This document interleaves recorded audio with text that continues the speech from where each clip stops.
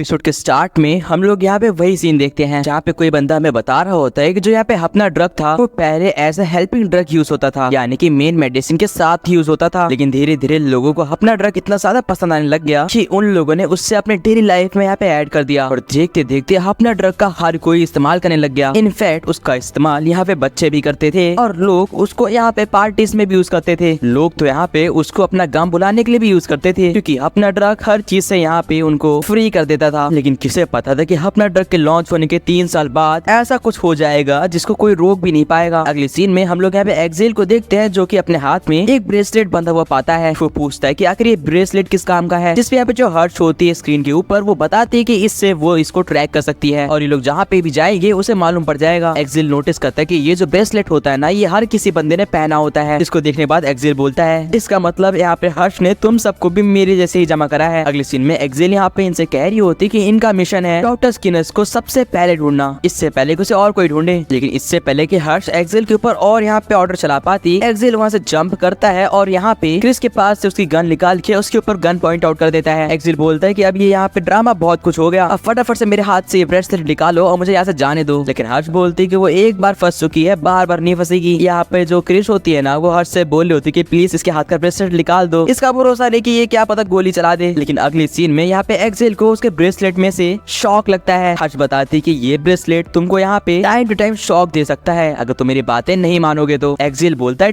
ठीक है मैं समझ गया, वैसे भी मैं भी यहाँ पे इंटरेस्टेड हूँ इस डॉक्टर स्किनर्स के बारे में जानने में। हर्ष बोलती है कि कमाल है, अब फाइनली हमारी ये टीम रेडी हो गई डॉक्टर स्किनर्स को ढूंढने के लिए। अगले सीन में हम लोग यहाँ पे प्रेसिडेंट को देखते हैं जो कि सबको जवाब दे रहा होता है कि कैसे उनको बिल्कुल भी नहीं पता था कि अपना ड्रग इतना यहाँ पे डेंजरस हो सकता है। इसके बावजूद सारी पब्लिक यहाँ पे इन्हीं को यहाँ पे दोष ठहरा रही थी। अगले सीन में हम लोग देखते हैं कि जहाँ पे डॉक्टर स्किनर्स रहते थे ना वहाँ पे ये सारी मीडिया पहुंच गई थी। एक्चुअली में वहाँ पे डॉक्टर स्किनर्स का यहाँ पे गार्डनर बचा था और ये सारी मीडिया उसके यहाँ पे गार्डनर से पूछ रही होती है कि डॉक्टर स्किनर्स आखिरी में क्या चाहते थे। ये गार्डनर बोल रहा होता है मैं तो यहाँ पे सिर्फ पेड़ की सेवा करने आता था, मेरा उनसे ज्यादा बोलचाल नहीं था, लेकिन हाँ एक बार उन्होंने मेरे को एक मरी हुई कैट को दफन करने के लिए दिया था। जो कि सुन के सारे रिपोर्टर्स बोलते हैं क्या कहा, एक मरी हुई कैट, हमें और बताओ। इस पे ये बताता है कि एक्चुअली में वो कैट का नाम यहाँ पे मोमिट था और वो काफी क्यूट कैट थी, लेकिन डरने की बात नहीं है उसको एक नेचुरल डेथ मिली थी। जो कि सुन के सारे रिपोर्टर्स काफी यहाँ पे निराश होते हैं क्योंकि इनको तो मसाला चाहिए था ना भाई। फिलहाल अगले दिन में हम लोग एक रिपोर्टर को देखते हैं जो कि यहाँ पे सुपरस्टार से बोल रहा होता है कि आपका एक नया गाना आने वाला था ना अगले महीने, लेकिन अफसोस की बात है आपकी गाना सुनने से पहले ही सब लोग मारे जाएंगे। इसके अगले सीन में सुपरस्टार बोलती है फिक्र मत करो, मरने के बाद वो तुम्हारा भी यहाँ पे ये वाहियात चैनल नहीं देख पाएंगे। जो कि सुन के इसको यहाँ पे रियलिटी का असर हो जाता है और उसको मालूम पड़ता है कि अगर सब लोग मरे तो इसका भी चैनल डूबेगा। अगले सीन में हम लोग यहाँ पे एलेनिया को देखते हैं जो कि इन दोनों की बातें सुन रही होती है। एक्सेल यहाँ पे पूछ रहा होता है कि हम लोग यहाँ पे डॉक्टर स्किनर्स को पकड़ के करेंगे क्या, जिसपे लेडलैंड बोलता है कि क्या पता हम उससे काफी पैसे निकलवा लें, आखिरकार दुनिया को बचाने का यहाँ पे सीक्रेट हमारे पास होगा। लेकिन डॉगलस बोलते हैं कि ऐसा हम लोग बिल्कुल नहीं करने वाले, इनफैक्ट शायद से हम लोग यहाँ पे हीरोज बनने वाले हैं जो कि इस पूरी दुनिया को बचाएंगे। ये सुन के एक्सेल बोलता है क्या कहा, एवेंजर्स की तरह? एक सेकंड, क्या हम लोग सच में हीरो बनने वाले हैं? अरे यार ये तो सच में कमाल का होगा, लेकिन उसके बावजूद क्या हम लोग ये कर भी पाएंगे? वैसे सर मेरे को ये बताना सबके सब कि यहाँ पे कितने लोगों ने अपना ड्रग का यूज करा है। इसके अगले सीन में ये सब लोग अपने हाथ को ऊपर कर देते हैं, इसका मतलब इन लोगों ने कभी न कभी अपना ड्रग तो यूज करा ही है। और अगले सीन में एक्सेल भी अपना हाथ ऊपर कर देता है, इसका मतलब ये सब लोग 30 दिन के बाद मारे जाएंगे अगर इन लोगों ने डॉक्टर स्किनर्स को नहीं ढूंढा तो। डॉगलस बताता है कि अब से यही जगह इनका बेस होने वाला है और इसलिए इनको सफाई करने की जरूरत है। वो बताता है कि एक्चुअली में डॉगलस बिल्कुल भी नहीं चाहता था कि एक्सेल इनके क्लैन में आए। एक्सेल पूछता है भला ऐसा क्यों? इस पे डॉगलस बोलता है कि एक्सेल काफी शो ऑफ करता है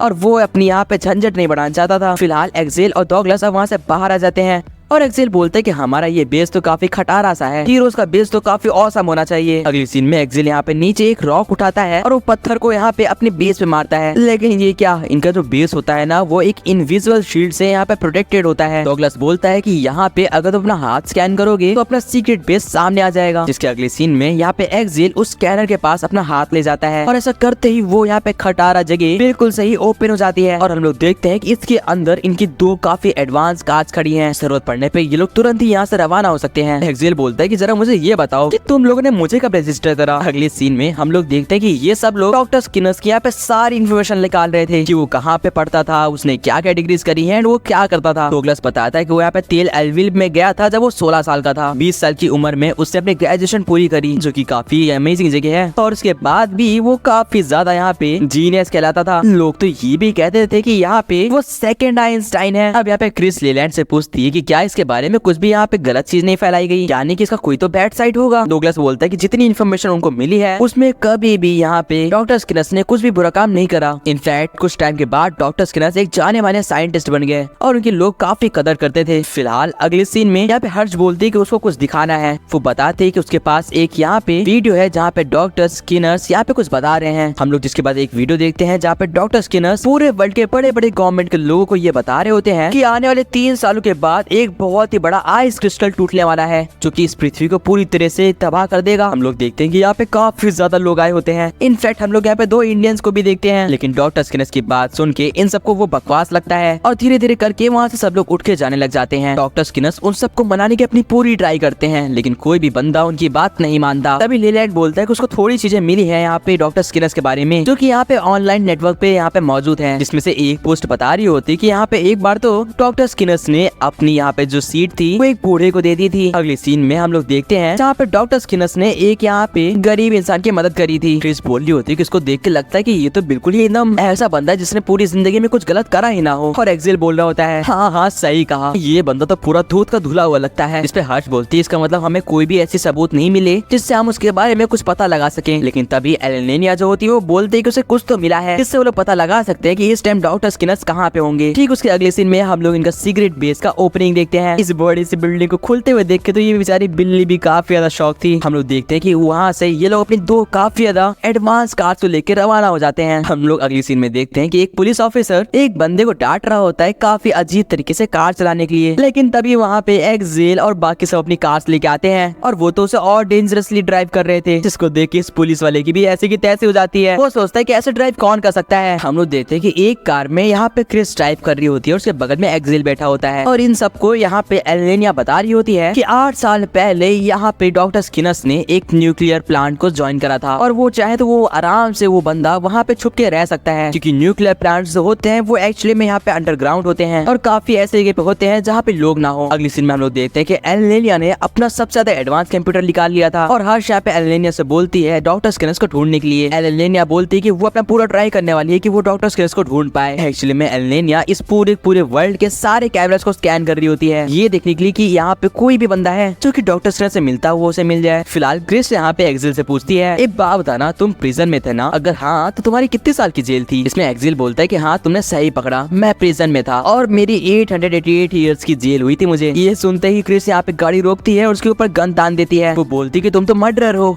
तुमने काफी लोगों की जान ली होगी तभी तुम्हें इतने सालों की जेल हुई है। वो उसे बाहर ढकेल देती है और बोलती है एक इंसान की जान लेने पे भी इतनी जेल नहीं होती जितनी तुम्हें हो रखी है। अब बताओ कि तुमने कितने लोगों की जान ली है? इसमें एक्सेल बोलता है कि मेरी बात तो सुनो, तुम्हें ये बात तो पता है ना कि अगर तुम यहाँ पे प्रिजन को एस्केप करते हो तो तुम्हारी यहाँ पे जो सजा होती है वो दुगनी हो जाती है। जिसपे यहाँ पे क्रिस बोलती है हाँ मुझे ये बात पता है, लेकिन उससे क्या मतलब है? इसमें एक्सेल बोलता है कि उसने इतनी बार यहाँ पे प्रिजन एस्केप करा कि उसकी सजा बढ़ते बढ़ते 888 इयर्स हो गई, नहीं तो पहले वो सिर्फ 3 साल थी। इसके अगले सीन में हम लोग यहाँ पे लेलैंड को देखते हैं। एक्चुअली में यहाँ पे डगलस और लेलैंड जो होते हैं ना वो एक अलग स्पॉट पे जा रहे होते हैं और यहाँ पे एक्सेल और क्रिस जो होते हैं वो अलग पॉइंट पे जा रहे होते हैं। ये लोग जाते जाते बात कर रहे थे कि कैसे इन लोगों ने कभी न कभी ब्रेसलेट उतारने की ट्राई करी है और उसका इन दोनों को कभी न कभी सजा मिली है। यहाँ पे डगलस बोलता है कि अगर कोई हम सब में से सबसे ज्यादा यहाँ पे दिमागदार है तो वो एलेनिया है। इनफैक्ट उसको तो कहीं ना कहीं लगता है कि असली बॉस तो एलेनिया ही है जो कि पीछे से ये सब कुछ कंट्रोल कर रही है। अगले सीन में हम लोग देखते हैं कि यहाँ पे एक्सेल और क्रिस एक बंकर के पास आते हैं। ये वही न्यूक्लियर बंकर होता है जहाँ की इनको यहाँ पे लोकेशन मिली थी और दूसरी साइड यहाँ पे ये दोनों यानी कि लेलैंड और डगलस कोबायाशी शेल्टर पहुंच जाते हैं जहाँ पे कभी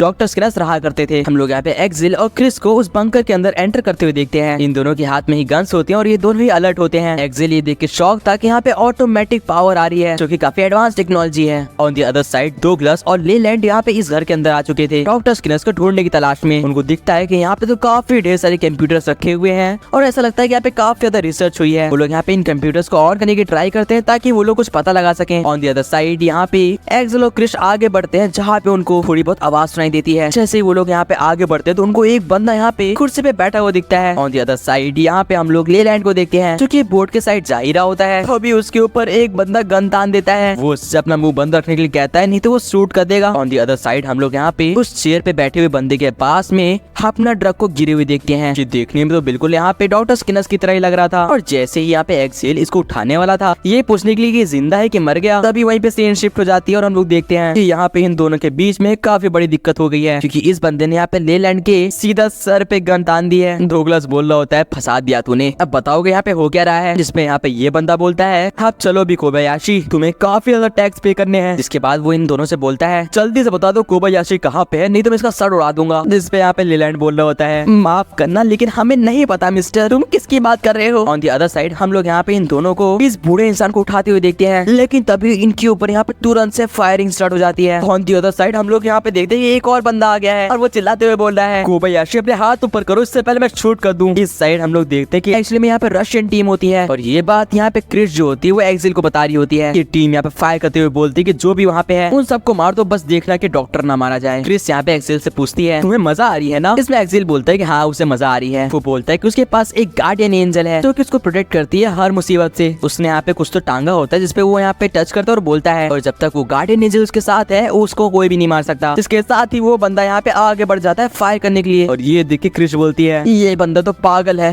बिल्कुल से पागल। इधर ये सब कंफ्यूज हो रहे थे कि ये सब चल क्या रहा है, ये लोग कौन है और कोबायाशी किधर पे है। हम लोग देखते हैं कि ये बंदे यहाँ पे एक्सेल को दौड़ा लेते हैं और एक्सेल यहाँ पे अपनी पावर को स्किल्स को यूज करके ऊपर चढ़ जाता है। जैसे ही बंदे यहाँ पे आते हैं एक्सेल ऊपर से कूद के इनको खत्म कर देता है। यहाँ पे क्रिस जो होती है वो भी काफी अच्छे से डिफेंड कर रही होती है हर चीज को। ऑन द अदर साइड हम लोग देखते हैं कि यहाँ पे FBI की जो गाड़ियां हैं वो भी आ रही हैं। हम लोग यहाँ पे देखते हैं कि क्रिस जो होती है वो यहाँ पे शूट करते हुए आगे का रास्ता खाली कर रही थी और तभी वहाँ पे FBI की भी रेड पड़ जाती है। हम FBI हैं, अपनी गन्स यहाँ पे नीचे गिरा दो। दूसरी साइड से लोग बोलते हैं, हम रशियन टीम है और अपनी गन्स नीचे गिरा दो। और यहाँ पे एक्सेल बोलता है, हम लेजरेस हैं, अपनी गन्स नीचे गिरा दो। और ये सुन के क्रिस बोलती है, क्या बोला लेजरेस। ये लोग पूछते हैं कि अभी लेजरेस कौन है भाई। और एक्सेल बोलता है, हाँ मैं दुनिया के रखवाले जो कि इस दुनिया को बचाने वाले हैं। हम लोग देखते हैं कि ये सब लोग यहाँ पे आप समझ चुके थे कि यहाँ पे ये लोग जिसके लिए आए हैं वो यहाँ पे नहीं है। और ये बंदा जिसको ये लोग स्किनर सोच रहे थे ये तो कोई और ही लग रहा है। ये बंदा जैसे उठता है ये इन सबसे माफी मांगने लग जाता है और कहता है, मैं अपने सारे टैक्सेस पे कर दूंगा, मुझे मारना मत प्लीज, मैं प्रॉमिस करता हूँ मैं वापस नहीं भागूंगा और अपने सारे पैसे चुका दूंगा। लेकिन तभी एक्सेल यहाँ पे नीचे आता है, इसको एक मुक्का मारता है और इसकी नाक से आते हुए खून को ये अपने टेस्टर पे लगाता है और ये सबसे बताता है कि ये बंदा डॉक्टर स्किनर्स नहीं है। अगली सीन में हम लोग देखते हैं कि ये लोग भी समझ गए थे कि ये लोग जिसे ढूंढने आए हैं वो यहाँ पे नहीं है।